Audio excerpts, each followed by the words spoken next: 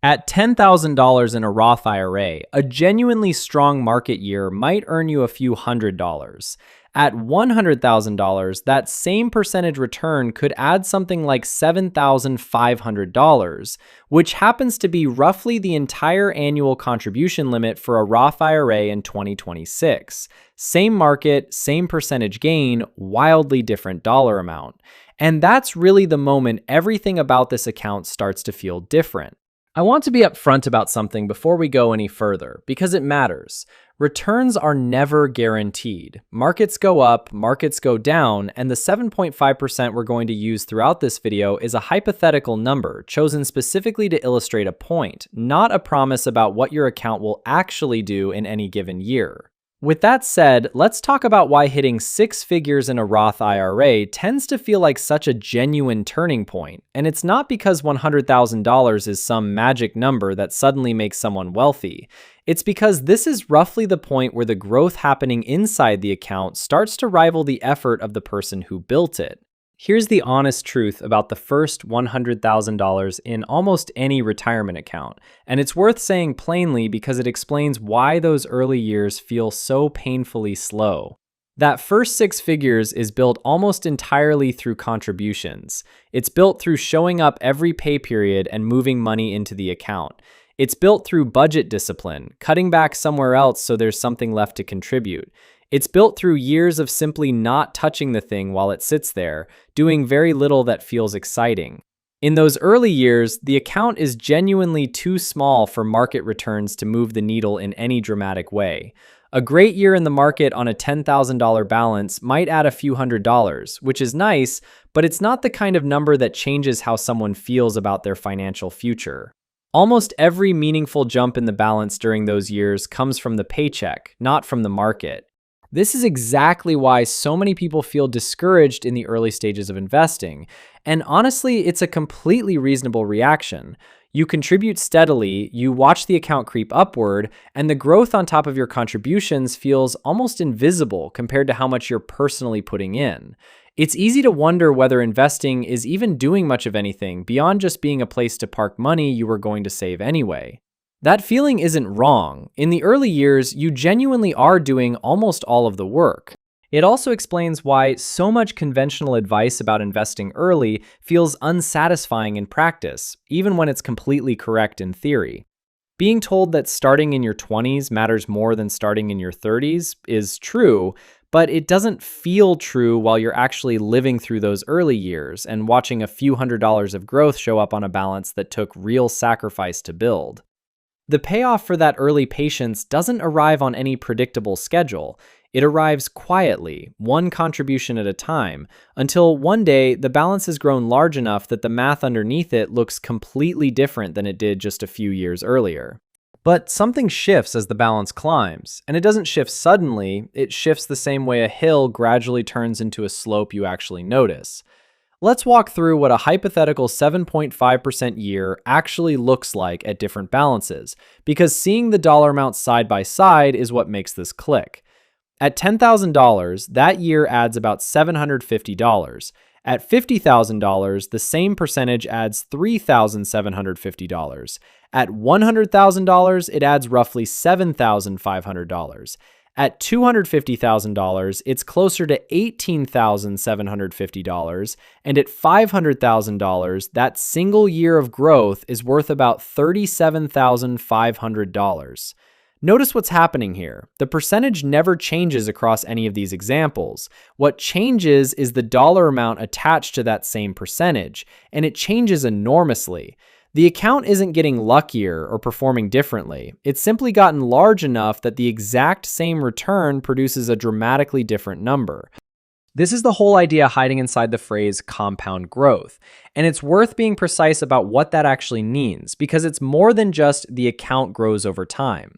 Compound growth means you're earning returns not only on the money you originally put in, but also on all the growth that's already accumulated on top of it in previous years. Every dollar of past growth becomes part of the base that future growth gets calculated from.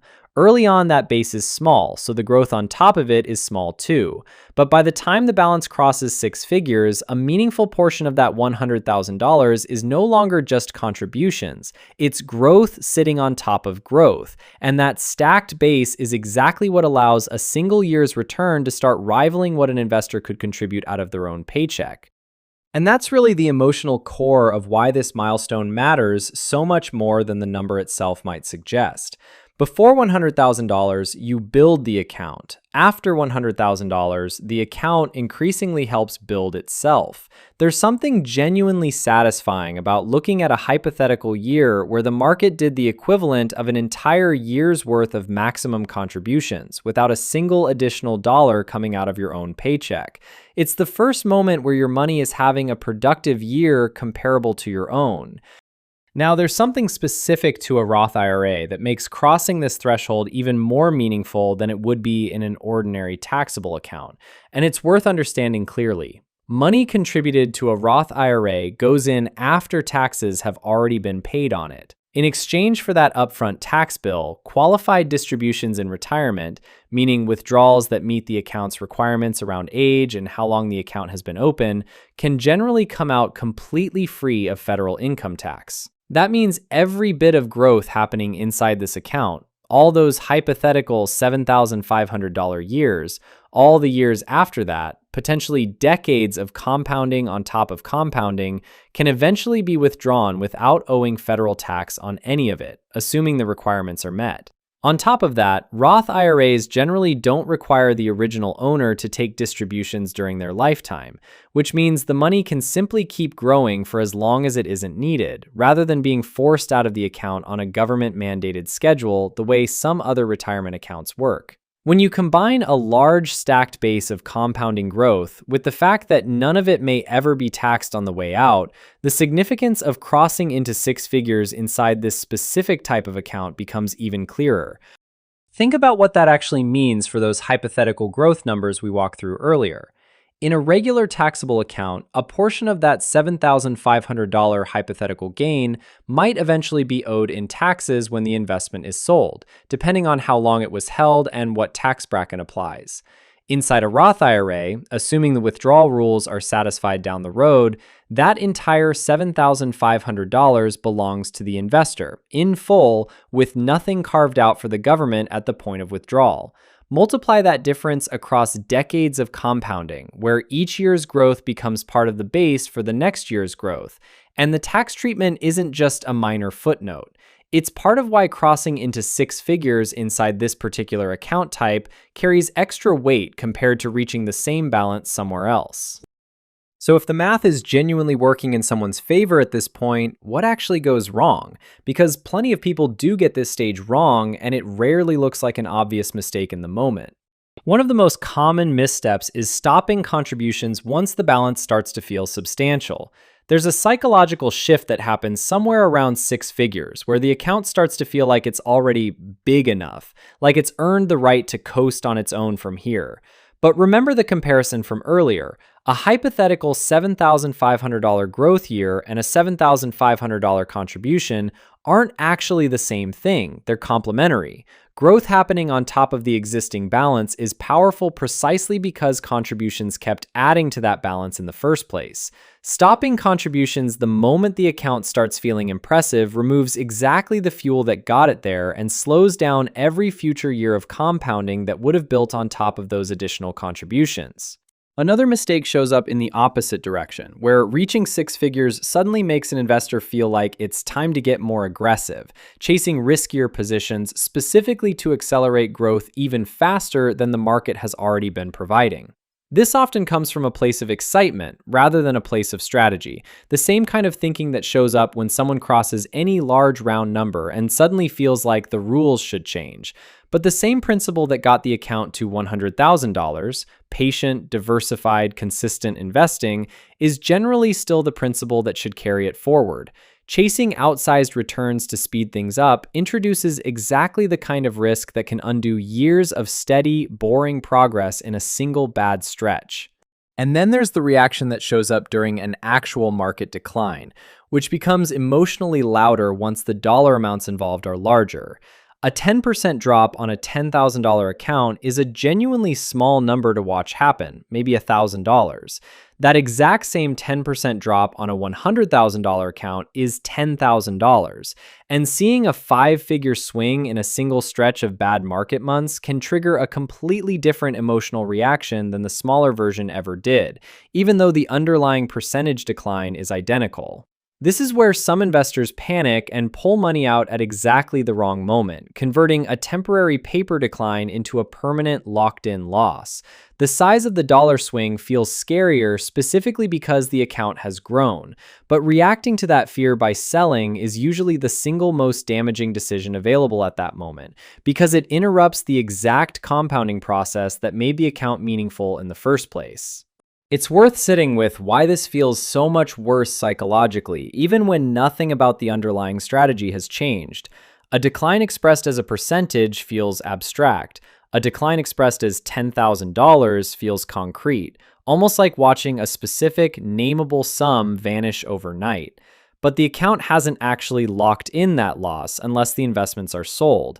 Someone who stays invested through the decline is simply waiting out a temporary dip in a number on a screen. Someone who sells during that same dip converts a temporary recoverable decline into a permanent one, and then has to decide when or whether to get back in, a decision that's notoriously difficult to time well even for experienced investors. There's also a version of this mistake that's quieter and less dramatic, which is simply withdrawing money from the account for a purpose it was never meant to serve, treating a large balance as available cash for a big purchase or an unrelated expense because it finally looks like real money sitting there. Every dollar pulled out early doesn't just remove itself from the balance, it removes every future year of compounding that dollar would have contributed to on top of everything else already growing in the account. A withdrawal made at six figures doesn't just cost the amount withdrawn, it costs the growth that amount would have generated for every remaining year it had left to compound. So what's the actual lesson to take from crossing this threshold? It's not that $100,000 guarantees financial freedom, and it's not that reaching this number means the hard part is over. It's that this is roughly the point where each percentage point the account earns starts representing a genuinely meaningful amount of money, comparable to serious personal effort rather than just a rounding error on a small balance. The transition happening here is really a shift from paycheck-powered growth to portfolio-powered growth, where the discipline that built the first six figures starts sharing the workload with a growth engine that's finally large enough to matter on its own. None of this means the discipline stops mattering. If anything, this is exactly the stage where staying consistent matters most, because the base being contributed to is now large enough that every additional dollar added gets to compound alongside a much bigger foundation than it would have in those early years. The investor who keeps contributing after six figures, who stays invested through the inevitable rough stretches, who resists both the urge to coast and the urge to gamble, is the one who eventually watches those hypothetical growth years stack into something that genuinely rivals and eventually surpasses anything a paycheck alone could have built. Think about how this plays out over the following decade for someone who handles this transition well versus someone who doesn't. The investor who keeps contributing, stays diversified, and rides out the inevitable rough years is essentially stacking two engines on top of each other, the steady contributions they've always made, plus a growth engine that keeps getting larger as the base it's calculated from keeps expanding. The investor who stops contributing, or panics during a decline, or pulls money out for an unrelated purchase, effectively shuts one of those engines off right at the moment it was finally becoming powerful enough to matter. 10 years later, the difference between those two paths isn't subtle. It's often the difference between an account that's merely doubled and one that's grown by several multiples, purely because one investor let both engines keep running while the other one interrupted the process right as it was gaining real momentum. Crossing $100,000 was never really the finish line. It's the point where the wealth-building engine finally becomes loud enough to notice, the first real evidence that the years of patient, unglamorous contributions were quietly building something capable of contributing right alongside you, rather than simply waiting for you to do all the work yourself. If this changed how you think about your own retirement account, hit subscribe and drop a thumbs up. And let me know in the comments, have you crossed six figures yet? And did it change how you felt about contributing?